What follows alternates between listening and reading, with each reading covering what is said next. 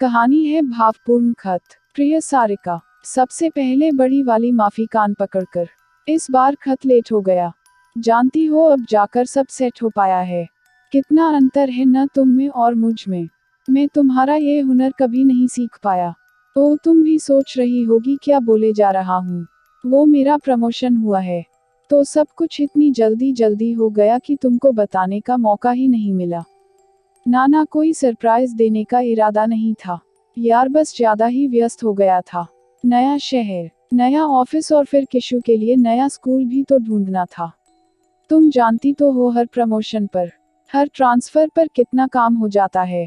वैसे भी तुमसे बेहतर कौन जानेगा। हमेशा से तुम ही तो करती आ रही हो ये सब मेरे लिए, हम दोनों के लिए। सच बहुत याद आई इस बार भी तुम्हारी। मगर थैंक गॉड किशु है ना। हाँ हाँ जानता हूँ तुमको किशु नाम पसंद नहीं है। चलो तुम्हारे लिए किशन ही कहूँगा। पर सारिका, वो सच में तुम्हारा किशन है, मेरा नमक पारा किशु नहीं। यही तो कहता था न मैं उसके आने से पहले। और तुम चिढ़ जाती। एक राज की बात बताऊं, तुमको चिढ़ाने में मुझे बहुत मजा आता था। जब तुम गुस्से से घूरती थी ना, तो तुम्हारी छोटी सी नाक और गोल लगती थी। पता है किशन की नाक बिल्कुल मेरे जैसी है, तीखी, लंबी, तुम्हारी पसंद की। बस नाक ही है मेरे जैसी, बाकी तो बिल्कुल तुम पर गया। मेरी कोई बुरी आदत नहीं है उसमें। घर बहुत करीने से रखता है, बिल्कुल तुम्हारी तरह। और तो और, मेरा गीला तौलिया भी सुखा देता है, वो भी बिना डांटे। एक बात कहूँ सारिका, तुम्हारी डांट भी बहुत याद आती है यार। सच में तैयार होने की जल्दी में कभी याद ही नहीं रहता था कि क्या कहाँ फेंका है। किशु दोस्ती के मामले में भी तुम पर गया है, और उसके दोस्त भी उसी के जैसे होते हैं।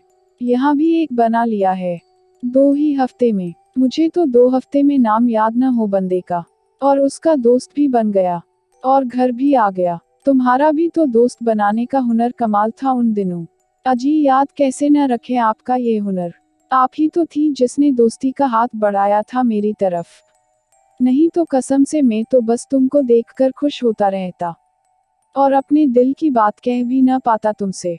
आज भी याद आता है वो दिन, अब तो हंसी नहीं रुकती है मेरी। याद है, सर से पांव तक भीगा। मैं क्लास छोड़ने को तैयार ही नहीं था। उस दिन कुछ खास पढ़ाने वाले थे शायद, प्रोफेसर मयूर। वो क्लास में घुसने ना दें, और मैं कहाँ जाने वालों में से। तब तुमने अपनी गाड़ी की चाबी देकर कहा था कि बाहर खड़ी रेड कलर की AC 3640 इंडिका में से तौलिया और टी शर्ट इस्तेमाल कर लूं। देखा, मुझे आज तक तुम्हारी उस गाड़ी का नंबर भी याद है। तुम्हारा ये उपकार मेरे दिल में जगह बना गया। तुम पहली थी सारिका जिसका नाम याद हुआ था मुझे, और फिर हम कब दोस्त हो गए पता ही ना चला। तुम्हारे साथ वक्त बिताना अच्छा लगने लगा था।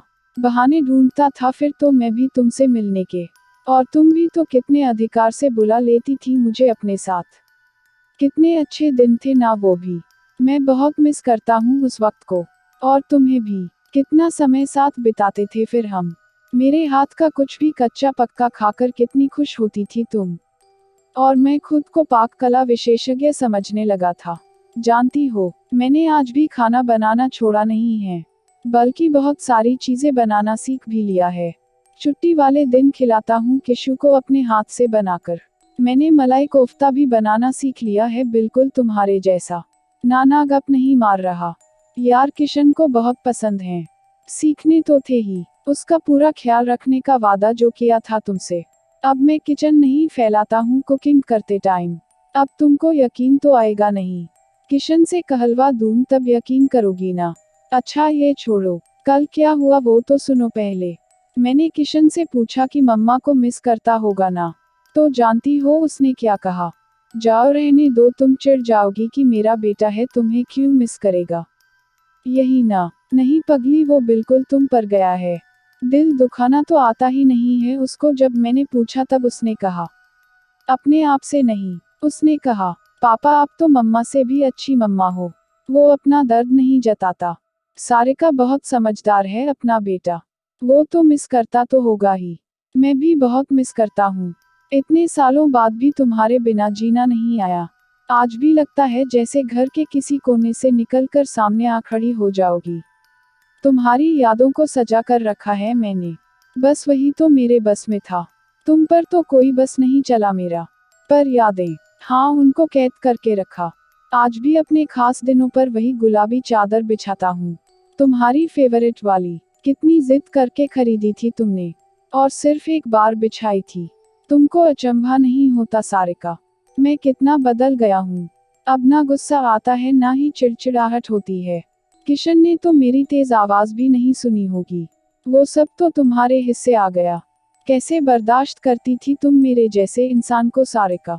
याद है एक बार हाथ भी उठा दिया था तुम पर मैंने, छह कितनी तुच्छ सी वजह थी। ओह माफ करना, तुमसे वादा करके भी फिर वही जिक्र ले आया।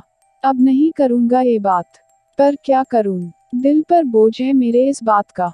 बोझ तो और भी हैं, तुमसे कह लेता हूँ तो मन हल्का हो जाता है। मुफलिसी भी इंसान को शैतान बना देती है।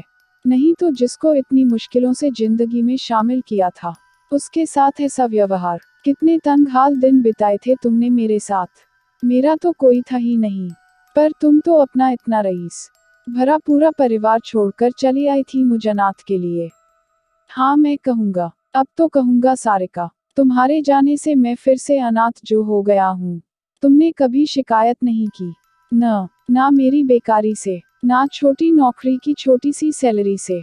सही मायनों में तो तुमने हमारे रिश्तों को जिया सारिका। मैं तो बस आने वाले दिन की प्रतीक्षा में आज की अनदेखी करता चला गया, और जब तक आज मैं विश्वास कर पाता, तुम छोड़ के जाने को तैयार थी। तुमको हमें इतनी जल्दी छोड़कर नहीं जाना था सारिका। यादों के सहारे वक्त कटता है, जिंदगी नहीं। तुम्हारे जाने से मेरे जीवन में, घर में, कमरे में और दिल में जो खालीपन आ गया है, वो किसी तरह से भरता ही नहीं। और मैं जानता हूँ कि ये कभी भरेगा भी नहीं। आज किशु मेरे साथ है, तब भी इतना सूनापन है। कल को उसकी अपनी जिंदगी होगी, अपना भविष्य होगा। जिंदगी ने क्या क्या रंग दिखाए हैं मुझे। कई बार सोचता हूँ, जो कुछ हुआ वो मेरे ही साथ क्यों हुआ। क्या तुमसे प्यार करना, तुमको अपनी लाइफ में लाना, अपनी पत्नी बनाना मेरा कसूर था। क्या बच्चे की चाह रखना मेरा अपराध था। कितने ही बच्चे हर दिन जन्मते हैं, क्या उन सब की माँ असमय छोड़कर चली जाती हैं। फिर मेरे बच्चे की क्यों गई। तुमने तो अपने अंतिम पलों में वादा ले लिया बच्चे का ख्याल रखने का, पर तुम्हारे बिना मेरी और मेरे बच्चे की जो जिंदगी हो गई, उसका दोष किसको दूं। तुमको, जो असमय छोड़कर चली गई, या उस बच्चे को जो इतनी मिन्नतों और दुआओं के बाद हमारे जीवन में आया और अपनी माँ के जाने का कारण बना, या उस डॉक्टर को दूं जिसने हमेशा हौसला दिया कि कोई भी परेशानी नहीं होगी, और ऐन मौके पर बोल दिया कि हालत बहुत खराब है और तुम मुझसे मिलना चाहती हो। मैं जानता हूँ सारिका, मेरा यूं टूटना तुम्हें तकलीफ देता है, पर मैं भी क्या करूँ। मैं बहुत अधूरा हो गया तुम्हारे बिना। कितनी बातें थी जो तुम बिन कहे जान जाती थी। इतनी बड़ी दुनिया में तुम्हारे बिना हम दोनों अकेले हैं। एक जगह तुम भी गलत हो गई सारिका। तुम्हारे घरवाले ना किशु के जन्म पर आए, और ना ही तुम्हारी मौत पर। उन्होंने जो रिश्ता तुमसे तोड़ा था वो किशु से भी ना जोड़ा। खैर अब इन सब बातों का कोई फायदा भी नहीं है। बस तुमने मुझे किशु सा बच्चा दिया, इसका एहसान मानना होगा। नहीं तो इस दुनिया में अपना कहने को कोई नहीं होता मेरे साथ।